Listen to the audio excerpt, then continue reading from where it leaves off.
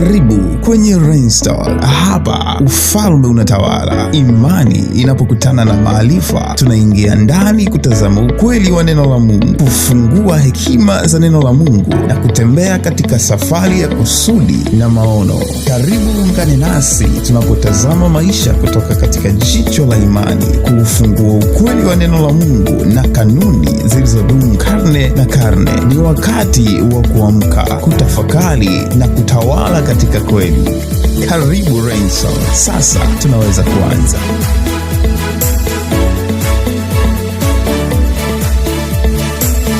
Bwana Yesu asifiwe sana. Mungu akubariki sana kwa kuungana na sisi tena siku ya leo, na ninamfurahia Bwana kwa ajili yako. Ninajua ya kwamba anakutunza na unaendelea vema. Mungu akubariki sana. Leo nitajadili na wewe somo ambalo sio kubwa na sio dogo, lakini lina umuhimu sana kwenye maisha yetu ya kila siku. Umuhimu wa kuwa mtu mwenye msimamo. Yes, umuhimu wa kuwa mtu mwenye msimamo. Kuwa na msimamo ni jambo la msingi sana kwenye maisha ya kila siku, kwa sababu msimamo unakupa utambulisho, unakutambulisha. Yani misimamo na msimamo ulionao kwenye maisha ni utambulisho wako. Kwa hiyo leo tutakwenda kuangalia umuhimu wa kuwa mtu mwenye msimamo. Lakini kabla hatujaangalia umuhimu wa kuwa mtu mwenye msimamo, ningependa tuangalie mtu asiye na msimamo ni mtu wa namna gani.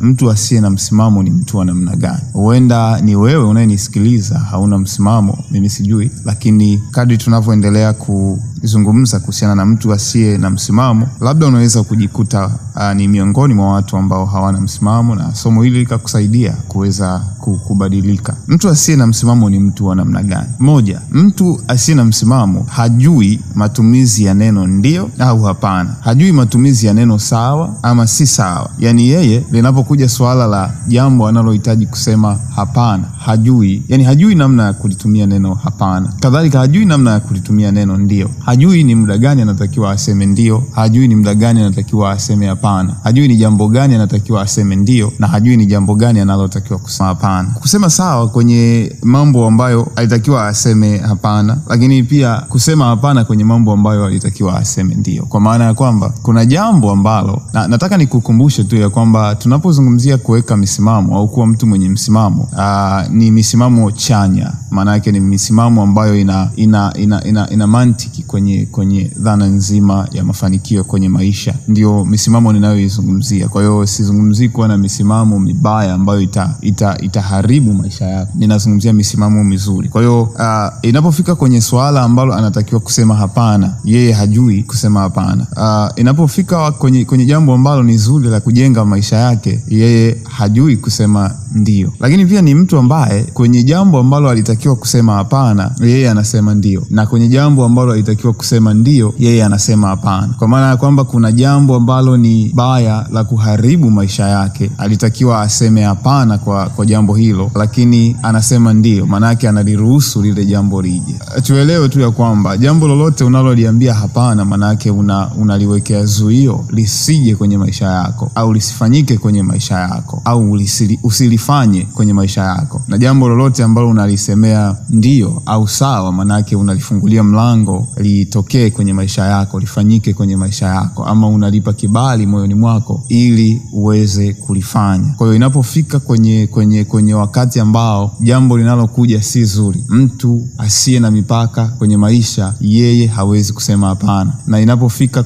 kwenye habari ya jambo ambalo ni zuri la kujenga maisha yake, yeye analikataa, anasema hapana kwa hilo jambo. Na mifano hiyo tunayo mingi sana kwenye maisha yetu ya kila siku, na wewe unaweza ukawa shahidi ya kwamba ni mara ngapi umesema ndio kwenye mambo ambayo hukutakiwa kusema ndio. Maana yake hukutakiwa kuyapa nafasi, lakini umeyapa nafasi. Na kuna mambo mangapi ambayo ulitakiwa uyape nafasi ya kujenge kwenye maisha yako, lakini uliyakatalia, maana yake hukuyafanya. Lakini pia mtu ambaye hana msimamo kwenye maisha, huyu anakuwa ni mtu mtu wa kubadilika badilika. Yani sasa hivi mnaweza mkazungumza jambo hapa akakwambia sawa, alafu baadaye au kesho ukashangaa anasema hapana. Ni mtu wa kubadilika badilika, manake hana msimamo, hajui kusimamia kile ambacho amekikubali. Mnakubaliana vizuri tu hapa na unafikiri atakifanya kile ambacho mmekubaliana, lakini kesho anarudi na kukwambia hapana. Manake huyu mtu hana msimamo. Lakini mtu ambaye hana msimamo pia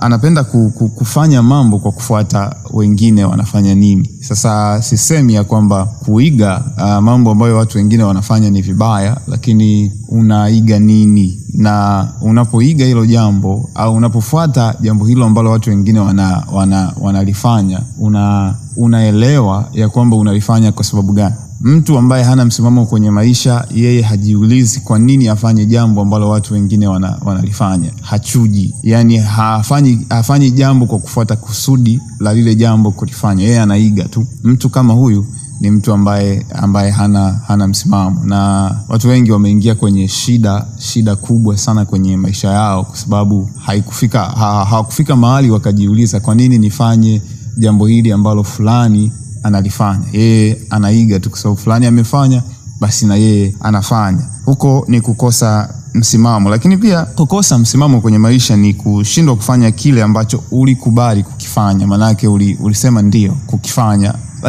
lakini usikifanye. Kuna mfano kwenye Biblia ambao Bwana Yesu aliutoa akizungumza ni namna gani tunaweza kumpendeza Mungu katika swala la utii. Kwenye Mathayo 21 mstari wa 28 mpaka 32, Yesu anatoa mfano akisema kwamba kulikuwa na baba mmoja ambaye alikuwa na watoto wawili. Akamwendea mtoto wake wa kwanza na kumwagiza jambo afanye.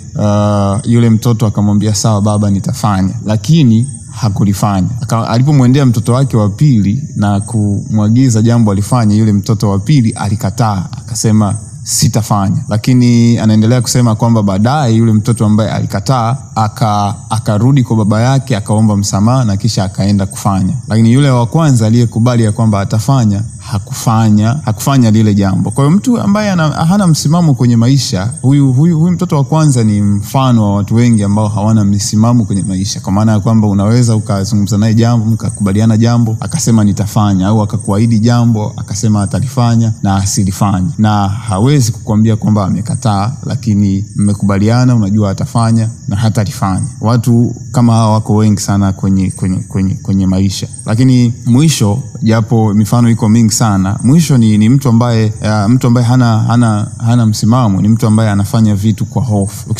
Ukisoma waraka wa pili wa Timotheo sura ya 1 na mstari wa 7, Biblia iko wazi kabisa, inasema ya kwamba hatukupewa roho ya hofu, kwa maana ya kwamba roho ya hofu haitoki kwa Mungu. Kwa hiyo hatutakiwi kuipa nafasi roho ya hofu. Hatutakiwi kufanya vitu kwa kuhofia.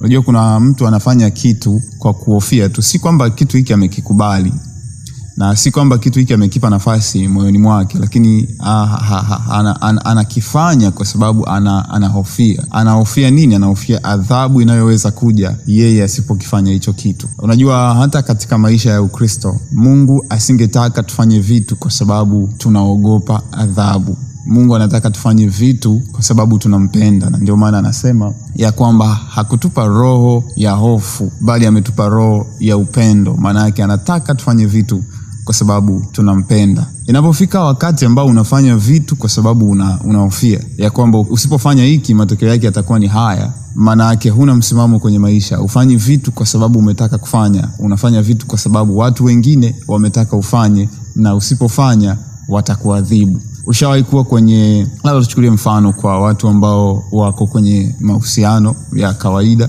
boyfriend na girlfriend. Boyfriend anamwambia girlfriend ya kwamba mimi na wewe tusipofanya kitu kama hiki hatuwezi kuendelea, nitaona au nipendi na vitu kama hivyo. Girlfriend anaamua kufanya ili kumridhisha yule boyfriend, lakini si kwa sababu ametaka, ni kwa sababu anahofia asipofanya kile ambacho ameambiwa kufanya basi ataachwa. Anaogopa ataachwa. Sasa hiyo ni mifano tu michache ya watu ambao hawana msimamo. Inawezekana umejitazama hapo na wewe umejiona. Ninakutia moyo Kama uko miongoni mwa watu wa namna hii, basi ni wakati sasa hivi wa kubadilika na kuwa mtu mwenye msimamo kwenye maisha. Sasa twende tuangalie umuhimu wa kuwa na msimamo kwenye maisha. Jambo la kwanza, msimamo unakupa kuaminika. Msimamo unakupa kuaminika. Unajua hakuna mtu ambaye anapenda kufanya mambo na mtu ambaye hana msimamo, kwa sababu tutakubaliana jambo sasa hivi, baadaye umebadilika. Tutakubaliana ufanye kitu fulani ama tufanye kitu fulani pamoja, baadaye najikuta nafanya mwenyewe, mwenzangu ameniacha, ameondoka. Kwa hakuna mtu ambaye angependa kufanya jambo na mtu ambaye hana msimamo, kwa sababu mtu ambaye hana msimamo haaminiki. Huwezi ukawekeza imani yako kwa mtu ambaye hana msimamo, kwa sababu yeye kubadilika ni dakika 2 tu. Kwa hiyo unapokuwa mtu mwenye msimamo kwenye maisha, hasa unaposimamia mambo sahihi kwenye maisha, na ninashauri sana standard yako ya kuweka misimamo ianzie kwenye neno la Mungu. Manake neno la Mungu liwe standard ya wewe kuweka misimamo kwenye maisha. Manake jambo lolote ambalo linakuja kinyume na neno la Mungu, lifungie nje kwa kuliambia hapana. Liweke nje kwa kulikatalia, kwa kuliwekea msimamo kwamba hili jambo haliwezi kufanyika kwenye maisha yangu, kwenye maisha yako. Kwa hiyo kuwa mtu wa msimamo, unapata nafasi ya kuaminika na watu. Kwa hiyo utapata ushirikiano kutoka kwa watu wengi sana. Kuaminika ni jambo zuri, kwa sababu si tu kwenye masuala ya mahusiano ya kawaida, hata kwenye mahusiano ya kibiashara utaaminika, kwa sababu ni mtu una msimamo. Ukisema hiki, basi umesema hiki. Kwenye Mathayo sura ya 5 mstari wa 37, Yesu anatuambia kwamba ndio yenu iwe ndio na sio yenu iwe sio. Maana yake ukisema ndio, basi ujue kuisimamia hiyo ndio, na ukisema sio, basi ujue kuisimamia hiyo sio. Sio unasema ndio lakini unachokifanya ni sio, na sio unasema sio lakini unachokifanya ni ndio. Kwa hiyo ukisema sio, ujue namna ya kuisimamia hilo jambo, na ukisema ndio, basi ujue namna ya kuisimamia. Kwa maana ya kwamba ukisema nitafanya, basi hakikisha unafanya hicho kitu, na ukisema sitafanya, basi hakikisha unasimamia huo msimamo. Ikiwa hicho kitu ulichokisimamia ni kitu ikiwa hicho kitu ulichokiwekea msimamo wa kusema sitakifanya ni kitu kibaya. Lakini kama kuna vitu kwenye maisha yako ambavyo uliviwekea sio na ni vitu vizuri vya kukujenga, basi ni wakati wa kufanya kwa hekima, kama yule mtoto wa pili wa yule baba ambaye alipoona ya kwamba kitu alichokisemea sio, alichosema sitafanya ni kitu cha muhimu kufanya, basi alienda kwa baba yake akaomba toba na akakubali kufanya kile kitu. Lakini jambo la pili, msimamo unakusaidia kulinda mipaka yako. Unajua kwenye maisha ya kila siku tuna mipaka. Kuna vitu ambavyo usingetamani kuona vinaingiliwa. Kuna uhuru ambao usingetamani kuona ya kwamba unaingiliwa. Lakini mipaka uliojiwekea kwenye maisha inaweza ikavunjwa na watu wengine, au ukaivunja wewe mwenyewe, kwa sababu msimamo, swala la kuwa na msimamo sio tu misimamo tunayoweka sisi kwa ajili ya watu wengine, lakini pia kuna misimamo ambayo unajiwekea wewe mwenyewe. Maana yake ni misimamo ambayo inakugusa wewe mwenyewe. Kwa mfano, unaposema nitafanya jambo fulani baadaye, wewe mwenyewe, lakini inapofika baadaye haulifanyi lile jambo, sio mtu mwingine, ni wewe mwenyewe. Unashindwa kuwa na msimamo binafsi. Tunasema msimamo binafsi kuhusiana na wewe mwenyewe. Mipaka kwenye maisha ni jambo la muhimu sana, na kila mtu anatakiwa kuwa na mipaka kwenye mahusiano, mipaka kwenye vitu, mipaka kwenye vitu vingi sana kwenye maisha. Sasa unaposhindwa kuwa na msimamo, au unaposhindwa kumwambia mtu hapana kwenye jambo ambalo ulitakiwa, unaona kabisa ulitakiwa kusema hapana, ni jambo ambalo unaona kabisa hili jambo halitakiwi kufanyika kwenye maisha yangu, halitakiwi nifanyiwe jambo hili, basi unahatarisha mipaka yako kuvunjwa, kwa maana ya kwamba huyu mtu akiona alichokufanyia jana, licha ya kwamba ulikuwa utaki, akakufanyia ukashindwa kusema hapana, maana yake unampa nafasi ya kurudi na leo. Atarudi na leo, utashindwa kumzuia, atarudi na kesho, utashindwa kumzuia. Lakini kama jana ulimkatalia ukamwambia hapana na akaelewa kabisa uliposema hapana ulimaanisha, maana yake umefunga mlango. Mtu huyu akitaka kurudi kesho hawezi akarudi, kwa sababu anaelewa wewe ni mtu wa msimamo. Ulichokisema jana ndicho ambacho utakisema leo. Kama ulisema hapana jana, basi ni hapana na leo pia. Lakini pia kuwa na msimamo kwenye maisha unakupa kutafsiriwa na watu, manake watu watakutafsiri. Utapata identity. Ukiwa mtu wa msimamo, watu watakutafsiri kwamba fulani ni mtu wa msimamo sana. Fulani akisema jambo basi atalifanya. Fulani akisema jambo kwamba hatalifanya, basi hatatufanya nini, hatalifanya. Kwa hiyo unapata tafsiri, watu wanakutafsiri. Unajua mtu ambaye hana msimamo, hata watu kumtafsiri inakuwa vigumu sana kwamba huyu ni mtu wa namna gani. Lakini ukiwa na misimamo kwenye maisha, maana yake unawapa watu nafasi ya kukutafsiri, na wanapokutafsiri wanaelewa kama ni mahusiano wahusiani na wewe kwa namna gani. Lakini pia msimamo unakupa mafanikio binafsi. Unajua ukishindwa kuwa na msimamo, kama nilivyosema, ukishindwa kuwa na msimamo, kuna watu ambao ni watu wa msingi sana kwenye maisha, na kuna mambo ambayo ungetakiwa kushirikishwa lakini hawatakushirikisha kwa sababu hauna msimamo. Kuna huenda ni kwenye habari ya biashara, kuna business dealings ambazo watu wangetakiwa kukushirikisha, lakini kwa sababu hauna msimamo hawawezi kufanya business dealings na wewe. Lakini pia nilisema hapa kuna namna ambayo, kuna tabia inaitwa tabia ya kugailisha mambo. Kwa lugha ya Kiingereza tunasema procrastination. Sasa unaposema ya kwamba ni jambo fulani nitalifanya muda fulani, kitu fulani nitakifanya muda fulani, alafu inapofika muda huo usikifanye hicho kitu au usifanye hilo jambo, maana yake huna msimamo kama nilivyosema mwanzo. Lakini pia hii ni tabia ambayo inadidimiza mafanikio, kwa sababu muda mwingine mafanikio yamefichwa kwenye kufanya vitu kwa wakati, kwenye kwenda na wakati. Kusema nitafanya kitu hiki, basi hakikisha unakifanya kwa wakati. Ukiwa na tabia ya kugailisha, basi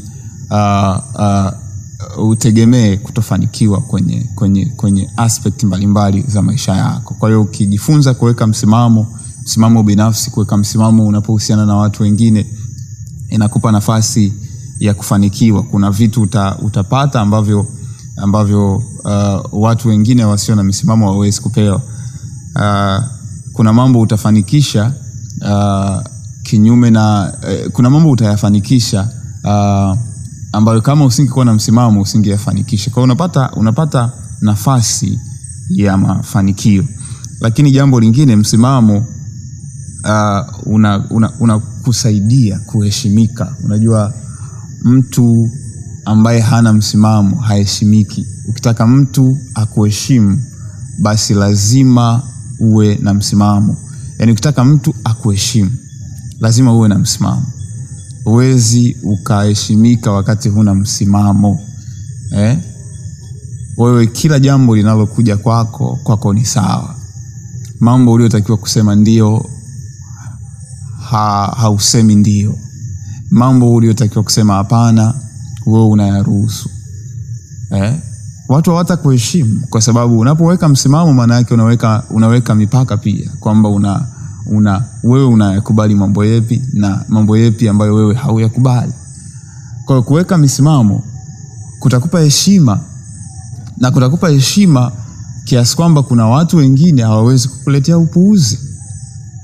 Nimesema hapa ya kwamba misimamo inawafanya watu wakutafsiri, na wanapokutafsiri wanaelewa ya kwamba wewe ni mtu wa namna gani, vitu gani unakubaliana navyo na vitu gani usivyokubaliana navyo. Kwa hiyo kama umeweka mipaka ambayo ni positive, umeweka mipaka chanya kwenye maisha yako, maana yake usitegemee watu wakakuletea vitu ambavyo ni vya kijinga. Always watakutazama na watakutafsiri kwamba wewe ni mtu wa namna gani, watachuja vitu vya kukuletea.